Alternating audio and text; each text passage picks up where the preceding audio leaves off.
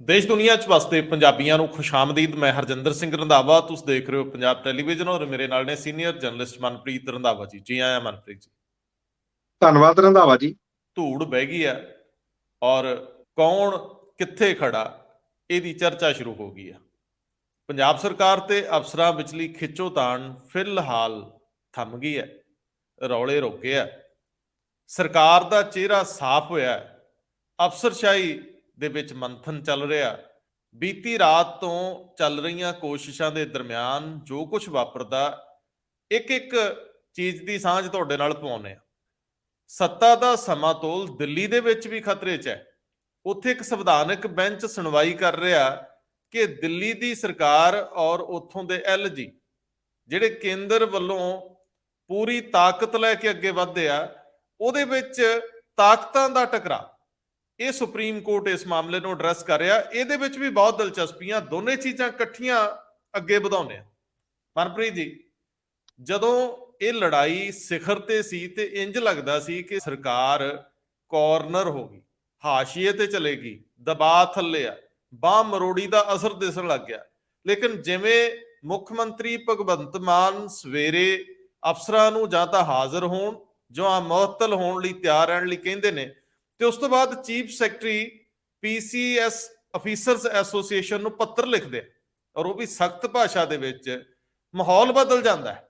ਹਾਲਾਂਕਿ ਬੀਤੀ ਰਾਤ PCS ਅਫਸਰ ਐਸੋਸੀਏਸ਼ਨ ਦੇ 2 ਨੁਮਾਇੰਦੇ ਮਿਲਦੇ ਨੇ CMO ਦੇ ਵਿੱਚ ਅਧਿਕਾਰੀਆਂ ਨੂੰ। ਹੁਣ ਗੱਲ ਤੋਰੋ ਕਿ ਇਹ ਘਟਨਾਕ੍ਰਮ ਨੂੰ ਜ਼ੁਬਾਨ ਕਿਵੇਂ ਦਈਏ। ਅੰਦਰ ਦੀਆਂ ਬਰੀਕੀਆਂ ਤੇ ਪਰਦੇ ਪਿਛਲੇ ਤੱਥ ਇੱਕ ਵਾਰੀ ਸਾਹਮਣੇ ਰੱਖਣੇ ਬਣਦੇ ਆ।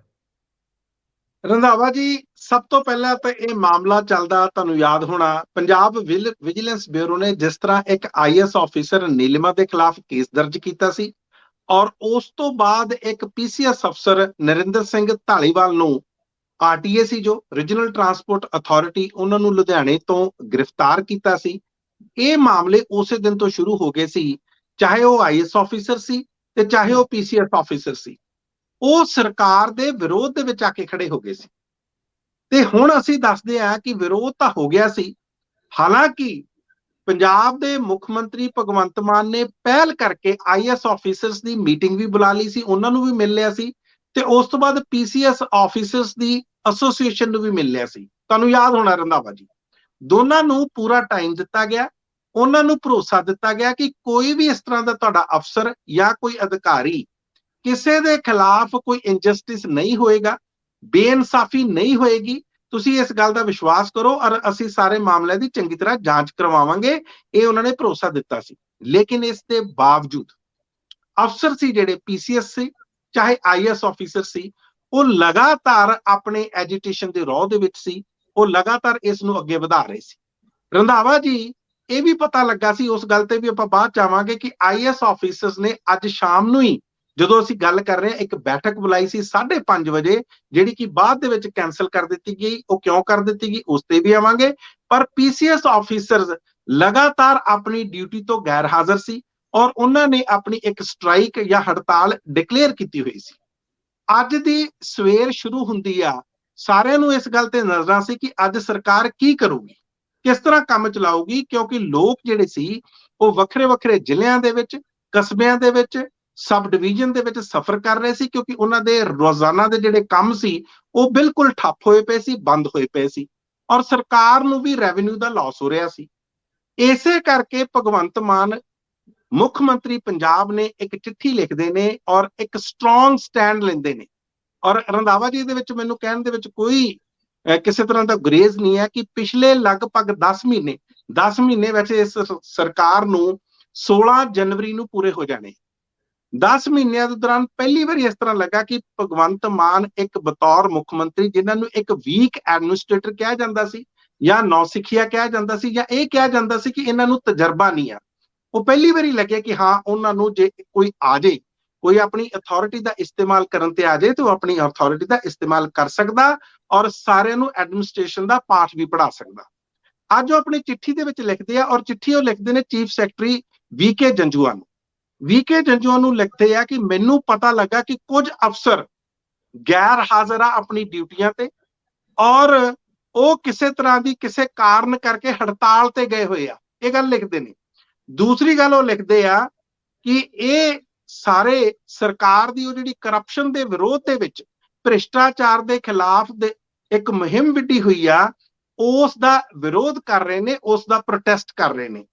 ਤੀਸਰੀ ਗੱਲ ਰੰਧਾਵਾ ਜੀ ਉਹ ਲਿਖਦੇ ਆ ਕਿ ਮੈਂ ਇਹ ਬਿਲਕੁਲ ਸਪਸ਼ਟ ਕਰ ਦਿੰਦਾ, ਉਹ ਕਹਿੰਦੇ ਕਿ ਮੈਂ ਇਹ ਬਿਲਕੁਲ ਸਪਸ਼ਟ ਕਰ ਦਿੰਦਾ ਕਿ ਜੇ ਸਰਕਾਰ ਨੇ ਕਰਪਸ਼ਨ ਦੀ ਇਹ ਜਿਹੜੀ ਮੁਹਿੰਮ ਆ, ਇਹ ਜ਼ੀਰੋ ਟੋਲਰੈਂਸ ਦੀ ਆ ਔਰ ਇਹ ਇਸੇ ਤਰ੍ਹਾਂ ਜਾਰੀ ਰਹੂਗੀ।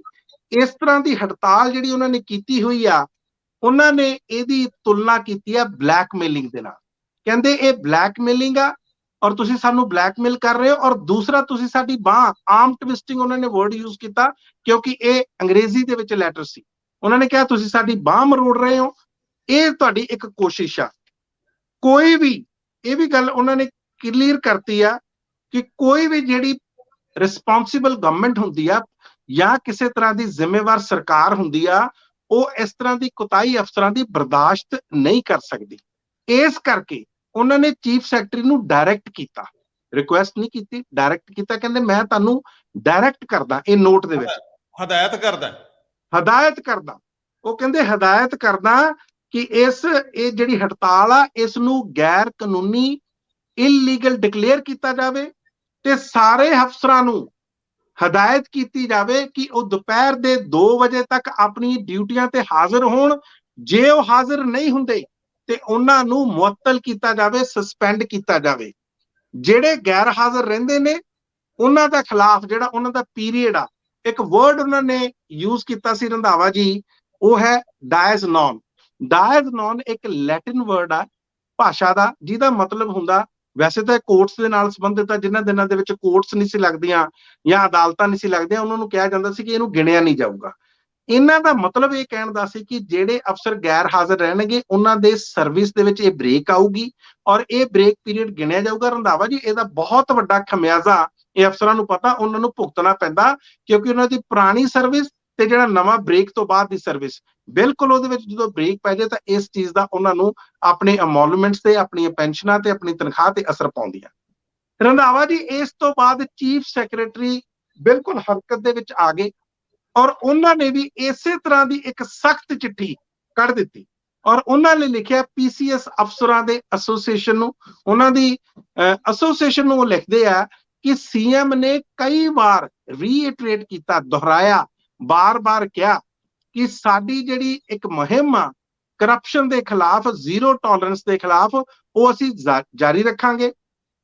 ਔਰ ਨਾਲ ਦੀ ਨਾਲ ਉਹਨਾਂ ਨੇ ਕਿਹਾ ਕਿ ਕੁਝ ਅਫਸਰ ਇਸ ਤਰ੍ਹਾਂ ਦੇ ਨੇ ਕਿ ਉਹ ਕਰਪਸ਼ਨ ਨੂੰ ਖਤਮ ਕਰਨ ਦੀ ਮੁਹਿੰਮ ਦੇ ਖਿਲਾਫ ਖੜੇ ਹੋਏ ਨਜ਼ਰ ਆਉਂਦੇ ਨੇ ਔਰ ਕਰਪਟ ਪ੍ਰੈਕਟਿਸਿਸ ਆ ਜਿਹੜੀ, ਉਹਨਾਂ ਨੂੰ ਸਟਾਪ ਕਰਦੇ ਜਾਂ ਉਹਨਾਂ ਦੇ ਵਿੱਚ ਰੁਕਾਵਟ ਪੈਦਾ ਕਰ ਰਹੇ ਨੇ, ਉਹਨਾਂ ਨੂੰ ਸਪੋਰਟ ਕਰ ਰਹੇ ਨੇ, ਕਰਪਸ਼ਨ ਦੀ ਡਰਾਈਵ ਦੇ ਖਿਲਾਫ ਖੜੇ ਨੇ। ਤੇ ਇਹ ਜਿਹੜੀ ਕਰਪਟ ਪ੍ਰੈਕਟਿਸਿਸ ਆ ਜਿਹੜੇ ਕੁਝ ਅਧਿਕਾਰੀ ਕਰਦੇ ਨੇ, ਸਾਰੇ ਨਹੀਂ ਕਰਦੇ, ਉਹਨਾਂ ਦੇ ਨਾਲ ਖੜੇ ਹੋਏ ਦਿਖਾਈ ਦਿੰਦੇ ਨੇ। ਸੋ ਇਸ ਕਰਕੇ ਉਹਨਾਂ ਨੇ ਕਿਹਾ ਅਫਸਰਾਂ ਦੇ ਖਿਲਾਫ ਸਖਤ ਐਕਸ਼ਨ ਕਹਿੰਦੇ ਅਸੀਂ ਲਵਾਂਗੇ ਜੇ ਤੁਸੀਂ ਇਮੀਡੀਏਟਲੀ, ਜੇ ਇਸੇ ਤਰ੍ਹਾਂ ਤੁਸੀਂ ਸਪੋਰਟ ਕਰਦੇ ਰਹੇ ਔਰ ਤੁਸੀਂ ਆਪਣੀਆਂ ਡਿਊਟੀਆਂ ਤੇ ਹਾਜ਼ਰ ਨਹੀਂ ਹੁੰਦੇ।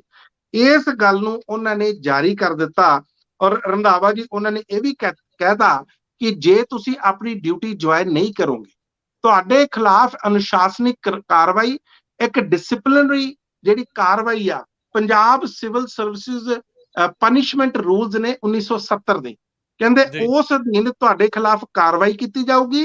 ਔਰ ਉਹਨਾਂ ਨੂੰ ਯਾਦ ਕਰਾਇਆ, ਕਹਿੰਦੇ ਤੁਸੀਂ ਅਫਸਰ ਹੋ, ਤੁਸੀਂ ਕੋਈ ਵਰਕਰਸ ਨਹੀਂ ਹੋ, ਤੁਸੀਂ ਕੋਈ ਮਜ਼ਦੂਰ ਨਹੀਂ ਹੋ ਕਿ ਲੇਬਰ ਲਾਜ਼ ਦੇ ਅਧੀਨ ਜਦੋਂ ਚਾਹੋ ਤੁਸੀਂ ਹੜਤਾਲ ਤੇ ਚਲੇ ਜਾਵੋ। ਇਹ ਗੱਲਾਂ ਬਰਦਾਸ਼ਤ ਨਹੀਂ ਹੋਣਗੀਆਂ।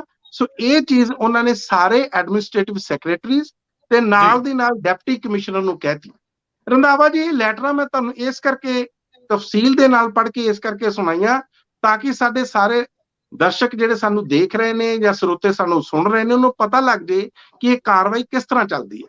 ਆਪਾਂ ਇੱਥੋਂ ਅੱਗੇ ਚੱਲਣ ਤੋਂ ਪਹਿਲਾਂ 2-3 ਚੀਜ਼ਾਂ ਕਲੀਅਰ ਕਰ ਲਈਏ, 2-3 ਸਵਾਲ ਵੀ ਮੈਂ ਜ਼ਰੂਰ ਤੁਹਾਡੇ ਨਾਲ ਐਕਸਚੇਂਜ ਕਰ ਲਾਂ।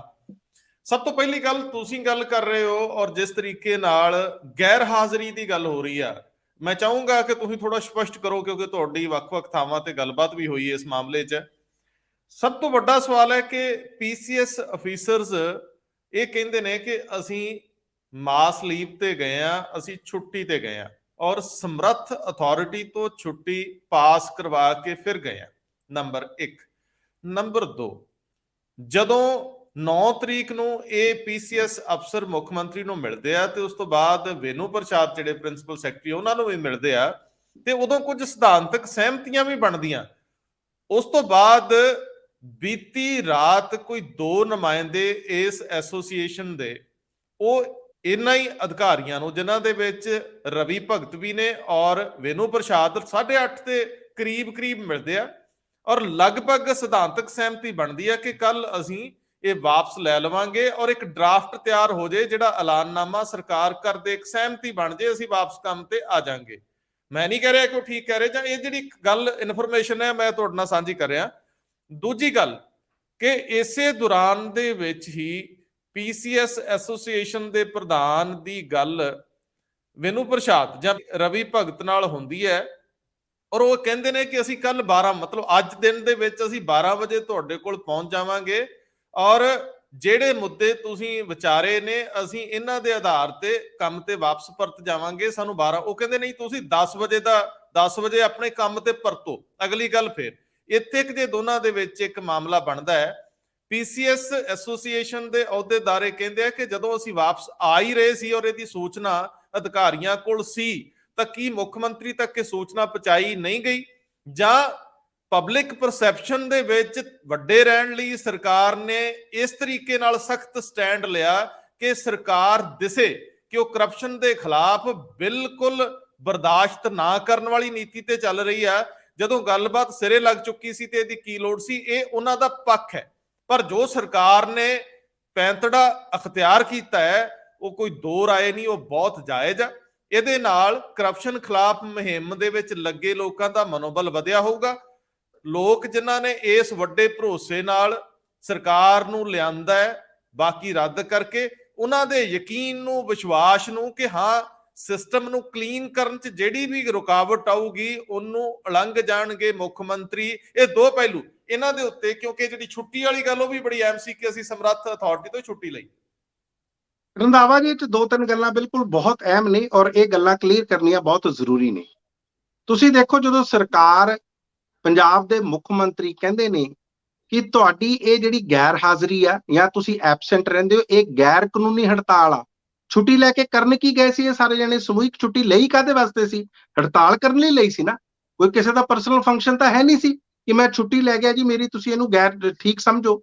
ਛੁੱਟੀ ਲਈ ਇਸ ਕਰਕੇ ਗਏ ਸੀ ਕਿ ਅਸੀਂ ਸਰਕਾਰ ਦੇ ਖਿਲਾਫ ਹੜਤਾਲ ਕਰੀਏ, ਜਿਸ ਨੂੰ ਚੀਫ ਸੈਕਟਰੀ ਨੇ, ਪੰਜਾਬ ਦੇ ਮੁੱਖ ਮੰਤਰੀ ਨੇ ਗੈਰ ਕਾਨੂੰਨੀ ਕਿਹਾ।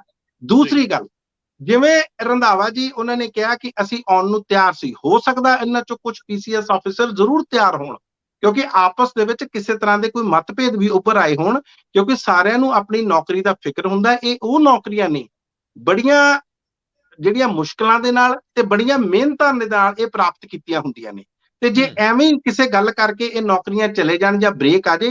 ਹੁਣ ਤੁਸੀਂ ਦੇਖੋ, ਜਦੋਂ ਸੀਐਮ ਚਿੱਠੀ ਲਿਖਦੇ ਆ ਤੇ ਜਦੋਂ ਚੀਫ ਸੈਕਟਰੀ ਚਿੱਠੀ ਲਿਖਦੇ ਆ ਔਰ ਉਸ ਵਕਤ ਇੰਤਜ਼ਾਰ ਹੋ ਰਿਹਾ ਹੁੰਦਾ ਕਿ ਇਹ 2 ਵਜੇ ਆਉਣਗੇ ਜਾਂ ਨਹੀਂ ਆਉਣਗੇ, ਉਸ ਵਕਤ ਇਹ ਐਸੋਸੀਏਸ਼ਨ ਦੇ ਸਾਰੇ ਆਫਿਸ ਬੇਅਰਰਸ ਮੀਟਿੰਗਾਂ ਕਰ ਰਹੇ ਸੀ। ਉਦੋਂ ਤੱਕ ਕਦੇ ਏ ਵੇਨੂ ਪ੍ਰਸਾਦ ਨਾਲ ਜਿਹੜੇ ਪ੍ਰਿੰਸੀਪਲ ਸੈਕਟਰੀ ਨੇ ਮੁੱਖ ਮੰਤਰੀ ਤੇ ਕਦੇ ਰਵੀ ਭਗਤ ਨਾਲ ਜਿਹੜੇ ਸੀਐਮਓ ਚ ਨੇ।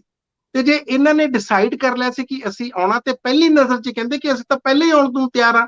ਇਹ ਹਜੇ ਤੱਕ ਇਹਨਾਂ ਦੀ ਸਟੇਟਮੈਂਟ ਔਨ ਰੈਕਰਡ ਨਹੀਂ ਆਈ ਕਿ ਅਸੀਂ ਤਿਆਰ ਸੀ, ਸਾਨੂੰ ਇਹ ਚਿੱਠੀ ਨਹੀਂ ਸੀ ਕੱਢਣੀ ਚਾਹੀਦੀ। ਲੇਕਿਨ ਇਹ 2:45 ਵਜੇ ਤੱਕ ਉੱਥੇ ਸੈਕਟਰੀਏਟ ਦੇ ਵਿੱਚ ਅਖੀਰ ਤੱਕ ਇਹ ਕੋਸ਼ਿਸ਼ ਕਰਦੇ ਰਹੇ ਕਿ ਕਿਸੇ ਨਾ ਕਿਸੇ ਤਰ੍ਹਾਂ ਸਾਡਾ ਜਿਹੜਾ ਮਾਮਲੇ ਦੀ ਸੁਣਵਾਈ ਹੋ ਜੇ। ਆਖਿਰਕਾਰ ਇਹ ਵੇਨੂ ਪ੍ਰਸਾਦ ਨੂੰ ਵੀ ਇਹਨਾਂ ਦੇ ਨਾਲ ਮੀਟਿੰਗ ਕਰਨੀ ਪਈ ਔਰ ਉਹਨਾਂ ਨੇ ਡਿਕਲੇਅਰ ਕੀਤਾ, ਜਦੋਂ ਉਹਨਾਂ ਨੇ ਸੀਐਮ ਦਾ ਰੁਖ ਬਿਲਕੁਲ ਕਲੀਅਰ ਕਰਤਾ, ਚੀਫ ਸੈਕਟਰੀ ਦਾ ਜੋ ਉਹਨਾਂ ਨੇ ਕਿਹਾ ਹੈ ਉਹ ਕਲੀਅਰ ਕਰਤਾ, ਉਸ ਤੋਂ ਬਾਅਦ ਰੰਧਾਵਾ ਜੀ ਇਹਨਾਂ ਨੇ ਮੰਨ ਲਿਆ ਕਿ ਹਾਂ ਅਸੀਂ ਵਾਪਸ ਆਉਣੇ ਆ। ਸੋ ਇਹ ਕੋਈ ਇੰਨੇ ਸੌਖੇ ਨਹੀਂ ਸੀ। ਇਹਨਾਂ ਨੂੰ ਲੱਗਦਾ ਸੀ ਕਿਉਂਕਿ ਜਿਵੇਂ ਅਸੀਂ ਪਹਿਲੀਆਂ ਸਰਕਾਰਾਂ ਨੂੰ ਕਿਸੇ ਨਾ ਕਿਸੇ ਤਰ੍ਹਾਂ ਦਬਾ ਲੈਂਦੇ ਆ, ਸ਼ਾਇਦ ਇਹ ਵੀ ਸਰਕਾਰ, ਕਿਉਂਕਿ ਇਹ ਨਵੀਂ ਆ, ਇਹਨਾਂ ਕੋਲੇ ਤਜਰਬਾ ਘੱਟ ਆ, ਸ਼ਾਇਦ ਇਹ ਡਰ ਜੂ, ਕਿਉਂਕਿ ਕਦੇ ਵੀ ਹਿਸਟਰੀ ਦੇ ਵਿੱਚ ਇੰਨੇ ਵੱਡੇ ਪੱਧਰ ਤੇ ਸਾਰੀਆਂ ਐਸੋਸੀਏਸ਼ਨ ਸਟ੍ਰਾਈਕ ਤੇ ਨਹੀਂ ਗਈਆਂ। ਤੀਸਰੀ ਗੱਲ ਮੈਂ ਰੰਧਾਵਾ ਜੀ ਇਹ ਵੀ ਕਹਿਣਾ ਚਾਹੁੰਦਾ, ਮੈਂ ਉਸ ਗੱਲ ਤੇ ਵੀ ਆਊਂਗਾ ਜਿਹੜਾ ਪਿੱਛੇ ਕੀ ਚੱਲਿਆ, ਇਹਦੇ ਪਿੱਛੇ ਕੀ ਹੋਇਆ। ਤੁਸੀਂ ਦੇਖੋ, ਪਹਿਲੀ ਵਾਰ ਮੈਂ ਇੱਕ ਹੋਰ ਗੱਲ ਦੇਖ ਰਿਹਾ ਪਿਛਲੇ ਲਗਭਗ 10 ਮਹੀਨਿਆਂ ਦੇ ਦੌਰਾਨ ਕਿ ਆਪੋਜੀਸ਼ਨ ਦੇ ਲੀਡਰ ਪ੍ਰਤਾਪ ਸਿੰਘ ਬਾਜਵਾ ਖੁੱਲ ਕੇ ਇੱਕ ਤਰ੍ਹਾਂ ਸਰਕਾਰ ਦੇ ਨਾਲ ਆਏ ਆ, ਖੁੱਲ ਕੇ ਉਹ ਅਫਸਰਾਂ ਦੇ ਖਿਲਾਫ, ਬਿਊਰੋਕ੍ਰੇਸੀ ਦੇ ਖਿਲਾਫ ਆਏ ਆ ਕਿ ਜੋ ਕੁਝ ਬਿਊਰੋਕ੍ਰੇਸੀ ਕਰ ਰਹੀ ਆ ਇਹ ਇੱਕ ਤਰ੍ਹਾਂ ਦੀ ਬਲੈਕਮੇਲਿੰਗ ਆ, ਇਹ ਅਸੀਂ ਇੱਥੇ ਨਹੀਂ ਹੋਣ ਦੇਵਾਂਗੇ। ਤੁਸੀਂ ਦੇਖੋ, ਇਹ ਕਦੇ ਮੈਨੂੰ ਇਸ ਤਰ੍ਹਾਂ ਦਾ ਆਪਸ ਦੇ ਵਿੱਚ ਇੱਕੋ ਤਾਲਮੇਲ ਉਸ ਤਰ੍ਹਾਂ ਦਾ ਨਜ਼ਰ ਨਹੀਂ ਆਇਆ। ਮੈਨੂੰ ਲੱਗਦਾ ਮਨਪ੍ਰੀਤ ਜੀ ਤੁਸੀਂ ਠੀਕ ਕਹਿ ਰਹੇ ਹੋ, ਇਹ ਜੋ ਨਜ਼ਰ ਆ ਰਿਹਾ ਉਹ ਤਾਂ ਇਹੀ ਹੈ, ਪਰ ਇਹਦੇ ਪਿੱਛੇ ਵੀ ਲੋਕਾਂ ਦਾ ਪ੍ਰੈਸ਼ਰ ਆ। ਪ੍ਰਤਾਪ ਸਿੰਘ ਬਾਜਵਾ ਸਰਕਾਰ ਨਾਲ ਸੌਖੇ ਨਹੀਂ ਖਲੋਤੇ। ਲੋਕ ਪਰਸੈਪਸ਼ਨ ਸੀ ਕਿ ਹੁਣ ਆਰ ਪਾਰ ਹੋ ਜੇ, ਲੋਕ ਪਰਸੈਪਸ਼ਨ ਸੀ ਕਿ ਕਿਧਰੇ ਵੀ ਕਰਪਸ਼ਨ ਦੇ ਖਿਲਾਫ ਕੋਈ ਵੀ ਰੋੜਾ ਅਟਕਾਉਂਦਾ ਉਹਨੂੰ ਹੂੰਜ ਦਿਓ। ਇਹ ਮੋਟੇ ਤੌਰ ਤੇ, ਔਰ ਪ੍ਰਤਾਪ ਸਿੰਘ ਬਾਜਵਾ ਘਾਗ ਪੋਲੀਟੀਸ਼ੀਅਨ ਹੈ, ਉਹਨਾਂ ਨੂੰ ਪਤਾ ਸੀ। ਹਾਂ, ਇੱਥੇ ਇੱਕ ਚੀਜ਼ ਬੜੀ ਕਲੀਅਰ ਆ ਕਿ ਸੁਖਬੀਰ ਸਿੰਘ ਬਾਦਲ ਇੱਥੇ ਵੀ ਪਛੜ ਗਏ। ਇਹ ਸਵਾਲ ਅਜੇ ਵੀ ਹੈ ਕਿ ਜਿੱਥੇ ਸਿਧਾਂਤਕ ਤੌਰ ਤੇ ਲੋਕ ਭਾਵਨਾਵਾਂ ਦੇ ਨਾਲ ਤੁਰਨਾ ਹੁੰਦਾ, ਸਰਕਾਰ ਨੂੰ ਵੀ ਜਦੋਂ ਇਹ ਪਤਾ ਲੱਗਦਾ ਹੈ ਕਿ ਲੋਕ ਸਾਨੂੰ ਹੱਥਾਂ ਤੇ ਚੁੱਕ ਰਿਹਾ ਵੀ ਡਿੱਗ ਨਾ ਪਿਓ, ਇੱਥੇ ਜੇ ਕਮਜ਼ੋਰੀ ਨਾ ਵਿਖਾ ਦਿਓ, ਮਾਨ ਸਾਹਿਬ ਤੁਹਾਡੀ ਜ਼ਿੰਦਗੀ ਦਾ ਟੈਸਟ ਆ। ਮੈਂ ਹੁਣ ਇਹ ਤੁਹਾਡੇ ਤੋਂ ਅਗਲਾ ਸਵਾਲ ਇਹ 'ਚ ਪੁੱਛਦਾ ਹੈ, ਮੈਨੂੰ ਦੱਸੋ ਇਸ ਸਾਰੀ ਲੜਾਈ ਦੇ ਵਿੱਚ ਆਪਾਂ ਭਗਵੰਤ ਮਾਨ ਦਾ ਚਿਹਰਾ ਤਾਂ ਦੇਖ ਹੀ ਰਹੇ ਹਾਂ ਕਿ ਅੱਗੇ ਨਾਲ ਉੱਭਰਿਆ, ਇਹਦੇ ਵਿੱਚ ਵਿਜੀਲੈਂਸ ਨੂੰ ਵੀ ਤਾਕਤ ਮਿਲੀ ਆ। ਵਿਜੀਲੈਂਸ ਦੇ ਚੀਫ ADGP ਵਰਿੰਦਰ ਕੁਮਾਰ ਜਿਹੜੇ ਸਟੇਟ ਫਾਰਵਰਡ ਇਸ ਲੜਾਈ ਨੂੰ ਸ਼ੁਰੂ ਤੋਂ ਲੜਦੇ ਆ ਰਹੇ ਜਦੋਂ ਦੀ ਇਹ ਸਰਕਾਰ ਹੋਂਦ ਚ ਆਈ ਆ। ਚੀਫ ਸੈਕਟਰੀ ਦਾ ਰੋਲ ਵੀ ਵੱਡਾ ਹੋਇਆ। ਚੀਫ ਸੈਕਟਰੀ ਲਗਭਗ ਪਿੱਛੇ ਰਹਿ ਕੇ ਚੱਲ ਰਹੇ ਸੀਗੇ, ਚੀਫ ਸੈਕਟਰੀ ਦਾ ਰੋਲ ਵੀ ਇਸ ਮਾਮਲੇ 'ਚ ਥੋੜਾ ਸਪਸ਼ਟ ਹੁੰਦਾ ਨਜ਼ਰ ਆ ਰਿਹਾ। ਇੱਥੇ ਇਹ ਵੇਨੂ ਪ੍ਰਸ਼ਾਦ ਦਾ ਰੋਲ ਵੀ, ਕਿਉਂਕਿ ਉਹਨਾਂ ਨੇ ਆਣ ਕੇ ਇਹ ਅਨਾਉਂਸਮੈਂਟ ਕੀਤੀ ਹੈ। ਇਹ ਸਾਰੀਆਂ ਚੀਜ਼ਾਂ ਦੇ ਵਿੱਚ ਅੰਦਰ ਖਾਤੇ ਕੀ ਹੋਇਆ, ਕਿਹਨੇ ਖੱਟਿਆ, ਕਿਹਨੇ ਕੁਝ ਗਵਾਇਆ, ਕਿਹਦੇ ਚਿਹਰੇ ਨੂੰ ਚਮਕ ਮਿਲੀ ਆ ਤੇ ਕਿਹਦੇ ਅੰਦਰ ਉਦਾਸੀ ਹੈ। ਰੰਧਾਵਾ ਜੀ, ਬਿਲਕੁਲ ਤੁਸੀਂ ਸਾਰੇ ਦੇ ਰੋਲਸ ਬੜੇ ਸਪਸ਼ਟ ਕਰਤੇ ਆ। ਤੁਸੀਂ ਮੁੱਖ ਮੰਤਰੀ ਦਾ ਵੀ ਸਪਸ਼ਟ ਕਰਤਾ, ਚੀਫ ਸੈਕਟਰੀ ਦਾ ਵੀ ਸਪਸ਼ਟ ਕਰਤਾ ਤੇ ਵਿਜੀਲੈਂਸ ਬਿਊਰੋ ਦੇ ਚੀਫ ਦਾ ਵੀ ਕਰਤਾ। ਇਹਦੇ ਵਿੱਚ ਕੋਈ ਦੋ ਰਾਵਾਂ ਨਹੀਂ ਕਿ ਇਹ ਬੜੇ ਸਟਰੋਂਗ ਹੋ ਕੇ ਉੱਭਰੇ ਨੇ।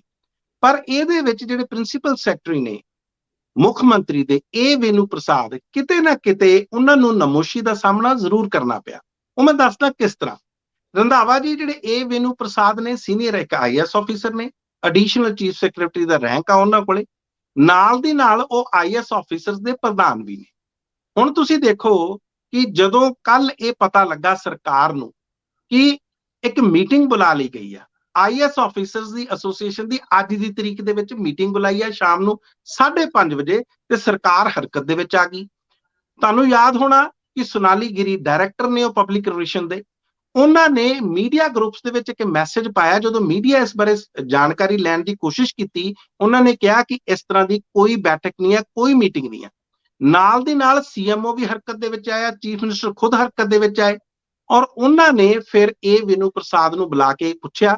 ਇਹ ਵੇਨੂ ਪ੍ਰਸਾਦ ਨੇ ਅੱਜ ਸਟੇਟਮੈਂਟ ਵੀ ਦਿੱਤੀ ਹੈ ਰੰਧਾਵਾ ਜੀ। ਵੇਨੂ ਪ੍ਰਸਾਦ ਨੇ ਉਹਨਾਂ ਨੇ ਕਿਹਾ, ਨਾ ਮੈਂ ਕੋਈ ਬੈਠਕ ਬੁਲਾਈ ਸੀ ਤੇ ਨਾ ਹੀ ਮੈਂ ਕੋਈ ਖਾਰਿਜ ਕੀਤੀ ਆ, ਪਰ ਜਿਹੜੇ ਅੰਦਰ ਖਾਤੇ ਗੱਲ ਚੱਲ ਰਹੀ ਸੀ ਕਿ ਕਿਤੇ ਨਾ ਕਿਤੇ ਮੁੱਖ ਮੰਤਰੀ ਇਸ ਗੱਲ ਤੋਂ ਖਫਾ ਸੀ ਕਿ ਜੇ ਇਹ ਵੇਨੂ ਪ੍ਰਸਾਦ ਹੀ ਪ੍ਰਧਾਨ ਨੇ ਤੇ ਇਹ ਮੀਟਿੰਗ ਕਿਉਂ ਬੁਲਾਈ ਗਈ, ਕੀ ਇਹਨਾਂ ਦੀ ਜਾਣਕਾਰੀ ਤੋਂ ਬਗੈਰ ਬੁਲਾਈ ਗਈ ਸੀ। ਤੇ ਫਿਰ ਉਹਨਾਂ ਨੇ ਕਿਹਾ ਕਿ ਤੁਸੀਂ ਹੁਣ ਜਾਓ ਤੇ ਇਸ ਸਾਰੇ ਮਾਮਲੇ ਨੂੰ ਠੀਕ ਕਰਕੇ ਆਓ। ਉਹਨਾਂ ਨੇ ਕਿਹਾ ਕਿ ਤੁਸੀਂ PCS ਅਫਸਰਾਂ ਨੂੰ ਵੀ ਆਪਣੀਆਂ ਡਿਊਟੀਆਂ ਤੇ ਪਰਤਣ ਲਈ, ਤਾਂ ਕਿ ਉਹ ਵਾਪਸ ਆ ਕੇ ਡਿਊਟੀਆਂ ਜੁਆਇਨ ਕਰਨ, ਉਹਨਾਂ ਨੂੰ ਵੀ ਕਹੋ। ਇੱਥੇ ਕਿਤੇ ਨਾ ਕਿਤੇ ਇਹ ਵੇਨੂ ਪ੍ਰਸਾਦ ਦਾ ਰੋਲ ਜ਼ਰੂਰ ਖਟ ਗਿਆ, ਕਿਉਂਕਿ ਜੇ ਤੁਸੀਂ ਇੱਕ ਹੋਰ ਚੀਜ਼ ਦੇਖੋ, ਇੱਕ ਹੋਰ ਪੱਧਰ ਤੇ ਇਹਨਾਂ ਦੀ ਕਿਤੇ ਨਾ ਕਿਤੇ ਇਹ ਤਾਂ ਇੱਛਾ ਸਾਰਿਆਂ ਨੂੰ ਪਤਾ ਕਿ ਉਹ ਜਾਂਦੇ ਹੋਏ ਜੁਲਾਈ ਦੇ ਮਹੀਨੇ ਦੇ ਵਿੱਚ ਉਹਨਾਂ ਨੇ ਰਿਟਾਇਰ ਹੋ ਜਾਣਾ। ਉਸ ਤੋਂ ਪਹਿਲਾਂ ਉਹ ਵੀ ਚੀਫ ਸੈਕਟਰੀ ਦਾ ਆਪਣੇ ਤੇ ਇੱਕ ਠੱਪਾ ਲਵਾਉਣਾ ਚਾਹੁੰਦੇ ਆ। ਪਰ ਚੀਫ ਸੈਕਟਰੀ ਕੌਣ ਨੇ ਇਸ ਟਾਈਮ?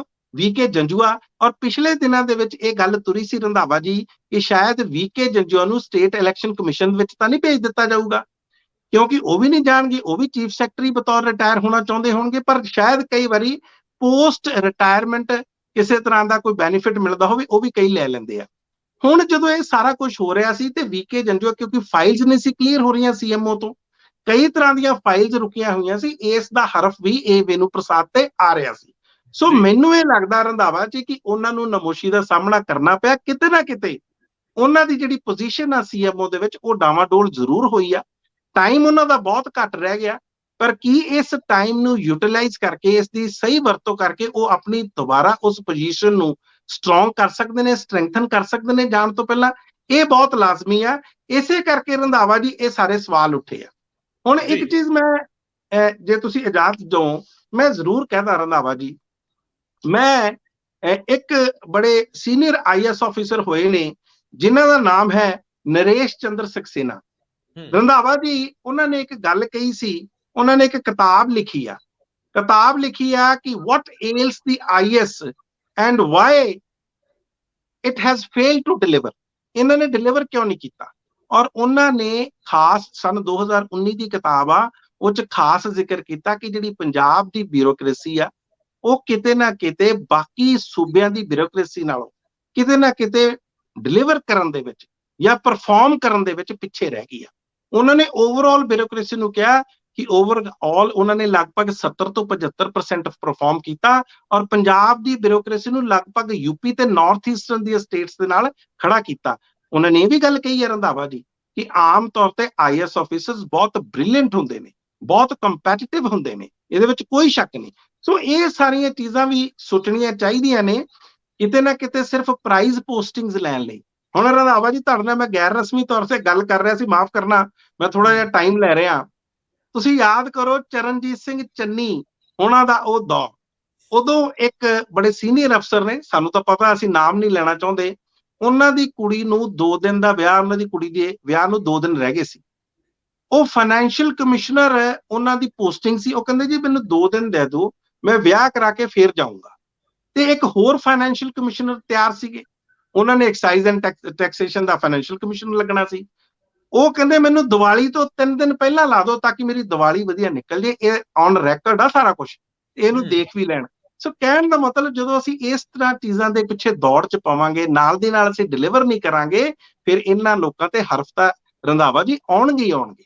ਜੀ ਰੰਧਾਵਾ ਜੀ, ਤੁਸੀਂ ਗੱਲ ਕਰ ਰਹੇ ਸੀਗੇ ਪ੍ਰਿੰਸੀਪਲ ਸੈਕਟਰੀ ਟੂ CM, ਉਹ ਗੱਲ ਅਧੂਰੀ ਰਹਿ ਗਈ ਸੀ, ਮੈਂ ਤੁਹਾਨੂੰ ਰੋਕਣਾ ਨਹੀਂ ਸੀ ਚਾਹ ਰਿਹਾ। ਤੁਸੀਂ ਉਦਾਹਰਨ ਸਕਸੇਨਾ ਸਾਹਿਬ ਦੀ ਬੜੀ ਅੱਛੀ ਦਿੱਤੀ ਹੈ। ਸਵਾਲ ਇਹ ਆ ਕਿ ਦਿੱਲੀ ਕਨੈਕਸ਼ਨ ਵੀ ਇਹਦੇ ਵਿੱਚ ਵੱਡਾ ਹੋ ਜਾਂਦਾ ਕਿ ਕਿਉਂਕਿ ਪਾਵਰ ਸੈਂਟਰ ਇੱਕ ਨਹੀਂ, ਇੱਕ ਤੋਂ ਜ਼ਿਆਦਾ ਨੇ, ਔਰ ਤੁਸੀਂ ਇੱਕ ਲਾਈਨ 'ਚ ਖੜ ਕੇ ਨਹੀਂ ਕਹਿ ਸਕਦੇ ਕਿ ਹੁਣ ਨਹੀਂ ਹੋਣਗੇ। ਇਹ ਪਾਵਰ ਸੈਂਟਰ ਇੱਕ ਤੋਂ ਵੱਧ ਰਹਿਣਗੇ ਹੀ। ਸਭ ਤੋਂ ਸਿਖਰਲੀ ਪਾਵਰ ਤਾਂ ਅਰਵਿੰਦ ਕੇਜਰੀਵਾਲ ਰਹਿਣਗੇ ਹੀ ਰਹਿਣਗੇ, ਆਖਰੀ ਹਰਫ ਤਾਂ ਉਹਨਾਂ ਦਾ ਹੀ ਲਾਗੂ ਹੋਏਗਾ। ਮੁੱਖ ਮੰਤਰੀ ਵੀ ਪੂਰੇ ਮਨ ਨਾਲ ਉਹਨਾਂ ਨੂੰ ਮੰਨਣਗੇ ਕਿਉਂਕਿ ਆਮ ਆਦਮੀ ਪਾਰਟੀ ਨੇ ਭਗਵੰਤ ਮਾਨ ਨੂੰ ਇੱਥੋਂ ਤੱਕ ਪਹੁੰਚਾਇਆ। ਸਵਾਲ ਇਹ ਹੈ ਕਿ ਕੀ ਅਫਸਰਾਂ ਦੀਆਂ ਨਿਯੁਕਤੀਆਂ ਮੌਕੇ CM ਆਪ ਫੈਸਲੇ ਲੈਂਦੇ ਆ, ਆਪਣੇ ਲਈ ਉਹ ਆਪ ਚੋਣ ਕਰਦੇ ਆ? ਉਹਨਾਂ ਨੇ ਆਪਣੇ OST ਮੀਡੀਆ ਲਈ, PR ਲਈ, ਪਬਲਿਕ ਰਿਲੇਸ਼ਨ ਲਈ ਮਨਜੀਤ ਸਿੰਘ ਸਿੱਧੂ ਲਾਏ। ਸੋ ਕੀ IAS ਅਫਸਰ ਜਾਂ ਬਾਕੀ ਨਿਯੁਕਤੀਆਂ ਵੀ ਉਹ ਖੁਦ ਕਰਦੇ ਨੇ ਜਾਂ ਇਹਦੇ ਲਈ ਆਖਰੀ ਹਰਫ ਕਿਸੇ ਹੋਰ ਤਾਕਤ ਦਾ ਹੁੰਦਾ ਹੈ? ਔਰ ਇਹ Venu Prasad principal secretary to CM Kejriwal sahib ਦੀ ਚੋਣ ਨੇ ਜਾਂ ਭਗਵੰਤ ਮਾਨ ਦੀ ਆਪਣੀ ਚੋਣ ਨੇ? ਜਦੋਂ ਤੱਕ ਇਹ ਮਾਮਲੇ ਅੱਗੇ ਵੱਧਦੇ ਰਹਿਣਗੇ ਮੈਨੂੰ ਲੱਗਦਾ ਪੋਜੀਸ਼ਨਾਂ ਲੜਖੜਾਉਣ ਜਾਂ ਨਹੀਂ ਲੜਖੜਾਉਣ ਇਹਦੇ ਉੱਤੇ ਆਖਰੀ ਗੱਲ ਅਜੇ ਕਹਿਣੀ ਬਣਦੀ। ਚਲੋ ਇੱਥੇ ਕੁਝ ਕਹਿਣਾ ਤਾਂ ਮੈਨੂੰ ਲੱਗਦਾ ਜ਼ਰੂਰ ਕਹੋ, ਨਹੀਂ ਤੇ ਅੱਗੇ ਵਧੀਏ ਦਿੱਲੀ ਵਾਲੇ ਮਾਮਲੇ 'ਚ। ਦਿੱਲੀ ਦੇ ਵਿੱਚ ਮਨਪ੍ਰੀਤ ਜੀ, ਅਸਲ ਦੇ ਵਿੱਚ ਸਿਆਪਾ ਇੱਕ ਥੋੜੀ ਆ, ਸੱਤਾ ਕੋਈ ਸੁੱਖ ਦੀ ਸੇਜ ਥੋੜਾ ਹੈ, ਸੱਤਾ ਦੇ ਵਿੱਚ ਹਰ ਦਿਨ ਸਟਰਗਲ ਹੈ। ਔਰ ਦਿੱਲੀ ਦੇ ਵਿੱਚ ਕੇਜਰੀਵਾਲ ਸਾਹਿਬ ਨੂੰ ਲਗਾਤਾਰ ਲੜਨਾ ਪਿਆ। ਅੱਧੀ ਅਧੂਰੀ ਸਟੇਟ ਨਾਲ ਤੁਸੀਂ ਅੱਗੇ ਕਿਵੇਂ ਵੱਧ ਸਕਦੇ ਹੋ? ਤੇ ਜੋ ਸੁਪਰੀਮ ਕੋਰਟ ਦੇ ਵਿੱਚ ਸੰਵਿਧਾਨਕ ਬੈਂਚ ਸੁਣਵਾਈ ਕਰ ਰਿਹਾ, ਤਾਕਤਾਂ ਦੇ ਸਮਤੋਲ ਨੂੰ ਲੈ ਕੇ, ਤਾਕਤਾਂ ਦੀ ਵੰਡ ਨੂੰ ਲੈ ਕੇ, ਤਾਕਤਾਂ ਦੀ ਪਰਿਭਾਸ਼ਾ ਨੂੰ ਲੈ ਕੇ, LG ਔਰ ਮੁੱਖ ਮੰਤਰੀ ਦੇ ਦਰਮਿਆਨ, ਸੈਂਟਰ ਔਰ ਸਟੇਟ ਦੇ ਦਰਮਿਆਨ, LG ਔਰ ਸਟੇਟ ਦੇ ਦਰਮਿਆਨ, ਇਹਨੂੰ ਜ਼ਰਾ ਜ਼ੁਬਾਨ ਦਿਓ ਕਿ ਗੱਲ ਕਿੱਥੇ ਖੜੀ ਹੈ। ਕੱਲ ਵੀ ਸੁਣਵਾਈ ਹੋਈ, ਸੁਣਵਾਈ ਅੱਜ ਵੀ ਹੋ ਰਹੀ ਹੈ, ਲੇਕਿਨ ਕੱਲ ਸ਼ਾਮ ਤੱਕ ਕਿੰਨੇ ਕੀ ਕਿਹਾ, ਦਿੱਲੀ ਸਰਕਾਰ ਦੇ ਵਕੀਲ ਕੀ ਕਹਿ ਰਿਹਾ, LG ਵੱਲੋਂ ਕੌਣ ਪੇਸ਼ ਹੋ ਰਿਹਾ, ਉੱਥੇ ਕੇਂਦਰ ਸਰਕਾਰ ਕਿਵੇਂ ਆਪਣਾ ਪੱਖ ਰੱਖ ਰਹੀ ਹੈ, ਕੀ ਕਹਿੰਦੇ? ਦਰਅਸਲ ਰੰਧਾਵਾ ਜੀ, ਜਦੋਂ ਤੋਂ ਆਮ ਆਦਮੀ ਪਾਰਟੀ ਦੀ ਸਰਕਾਰ ਬਣੀ ਹੈ ਉਸ ਦਾ ਇੱਕ ਤਰ੍ਹਾਂ ਦਾ ਲਗਾਤਾਰ ਵਿਵਾਦ ਰਿਹਾ ਕਿ ਉਹ ਚਾਹੁੰਦੇ ਨੇ ਕਿ ਜੋ ਪਾਵਰ ਸਾਨੂੰ ਮਿਲਣੀਆਂ ਚਾਹੀਦੀਆਂ ਨੇ, ਕਿਉਂਕਿ ਲੋਕਾਂ ਵੱਲੋਂ ਚੁਣੀ ਗਈ ਸਰਕਾਰ ਅਸੀਂ ਆ, ਪਰ ਕਿਤੇ ਨਾ ਕਿਤੇ ਜਾ ਕੇ LG ਜਾਂ ਉੱਥੋਂ ਦੇ ਲੈਫਟੀਨੈਂਟ ਗਵਰਨਰ ਉਹ ਵੱਧ ਪਾਵਰਸ ਇੰਜੋਏ ਕਰਦੇ ਨੇ। ਹੁਣ ਮਾਮਲਾ ਰੰਧਾਵਾ ਜੀ ਫਸਿਆ ਹੋਇਆ ਐਡਮਿਨਿਸਟ੍ਰੇਟਿਵ ਸੈਕਟਰੀ ਜਾਂ ਐਡਮਿਨਿਸਟ੍ਰੇਟਿਵ ਸਿਵਲ ਸਰਵਿਸਿਜ਼ ਦੀਆਂ ਜਾਂ ਅਫਸਰਾਂ ਦੀਆਂ, ਆਪਾਂ ਜੇ ਸਿੱਧੇ ਸ਼ਬਦਾਂ 'ਚ ਕਹੀਏ ਪੋਸਟਿੰਗਸ ਨੂੰ ਲੈ ਕੇ, ਉਹਨਾਂ ਤੇ ਕੰਟਰੋਲ ਨੂੰ ਲੈ ਕੇ। ਇਹ ਮਾਮਲਾ ਇੱਕ ਸੰਵਿਧਾਨਿਕ ਬੈਂਚ ਸੁਣ ਰਿਹਾ ਰੰਧਾਵਾ ਜੀ, ਔਰ ਸੁਪਰੀਮ ਕੋਰਟ ਦੇ ਚੀਫ ਜਸਟਿਸ ਡੀ.ਵਾਈ. ਚੰਦਰਚੂੜ ਇਸ ਬੈਂਚ ਨੂੰ ਹੈਡ ਕਰ ਰਹੇ ਨੇ। ਅੱਛਾ, ਬਾਕੀ ਜਸਟਿਸ ਇਹਦੇ ਵਿੱਚ ਮੈਨੂੰ ਇੱਕ ਚੀਜ਼ ਜ਼ਰੂਰ ਦੱਸ ਦਿਓ ਕਿ ਕੀ ਇਹਦੇ ਵਿੱਚ ਪੁਲਿਸ ਨੂੰ ਲੈ ਕੇ, ਕਿਉਂਕਿ ਦਿੱਲੀ ਦੇ ਵਿੱਚ ਪੁਲਿਸ ਸਿੱਧੀ ਕੇਂਦਰ ਦੇ ਗ੍ਰਹਿ ਮੰਤਰਾਲੇ ਥੱਲੇ ਆਉਂਦੀ ਹੈ, ਕਿ ਉਹਨੂੰ ਲੈ ਕੇ ਵੀ ਕੋਈ ਸੁਣਵਾਈ ਦਾ ਹਿੱਸਾ ਹੈਗਾ? ਇਹ ਵੀ ਹੈ ਕੋਈ, ਜਾਂ ਬਾਕੀ ਚੀਜ਼ਾਂ ਤੇ ਆ ਜਿਹੜੇ ਅਫਸਰਾਂ ਦੀ ਪੋਸਟਿੰਗ ਨੂੰ ਲੈ ਕੇ, ਬਦਲੀਆਂ ਨੂੰ ਲੈ ਕੇ, ਜ਼ਮੀਨਾਂ ਨੂੰ ਲੈ ਕੇ, ਉਹਨਾਂ ਮਾਮਲਿਆਂ 'ਚ ਸੁਣਵਾਈ ਹੋ ਰਹੀ ਹੈ, ਜਾਂ ਪੁਲਿਸ ਵੀ ਉਹਦੇ ਵਿੱਚ ਇੱਕ ਇਸ਼ੂ ਹੈਗਾ? ਬਿਲਕੁਲ ਹੈ ਰੰਧਾਵਾ ਜੀ, ਇਹਦੇ ਵਿੱਚ ਇੱਕ ਪਬਲਿਕ ਆਰਡਰ ਆ, ਇੱਕ ਪੁਲਿਸ ਆ ਤੇ ਇੱਕ ਲੈਂਡ ਆ ਉੱਥੇ ਦੀ ਜ਼ਮੀਨ ਉੱਤੇ। ਉਹ ਗੱਲ ਵੀ ਅਸੀਂ ਥੋੜੀ ਵਿਸਤਾਰ ਨਾਲ ਜ਼ਰੂਰ ਦੱਸਾਂਗੇ ਕਿ ਉਹ ਕਿਸ ਤਰ੍ਹਾਂ ਆਉਂਦੀ ਹੈ। ਦਰਅਸਲ ਜਿਸ ਤਰ੍ਹਾਂ ਮੈਂ ਦੱਸਿਆ ਕਿ ਚੀਫ ਜਸਟਿਸ ਡੀ.ਵਾਈ. ਚੰਦਰਚੂੜ ਇਹਨੂੰ ਹੈਡ ਕਰ ਰਹੇ ਨੇ, ਔਰ ਅਭਿਸ਼ੇਕ ਮਨੂ ਸਿੰਘ ਵੀ ਕਾਂਗਰਸ ਦੇ ਲੀਡਰ ਨੇ, ਵੈਸੇ ਤਾਂ ਉਹ ਸਪੋਕਸਪਰਸਨ ਵੀ ਰਹੇ, ਤੁਹਾਨੂੰ ਯਾਦ ਹੋਣਾ, ਉਹ ਦਿੱਲੀ ਸਰਕਾਰ ਨੂੰ ਸੁਪਰੀਮ ਕੋਰਟ ਦੇ ਵਿੱਚ ਰਿਪਰੈਜ਼ੈਂਟ ਕਰ ਰਹੇ ਨੇ।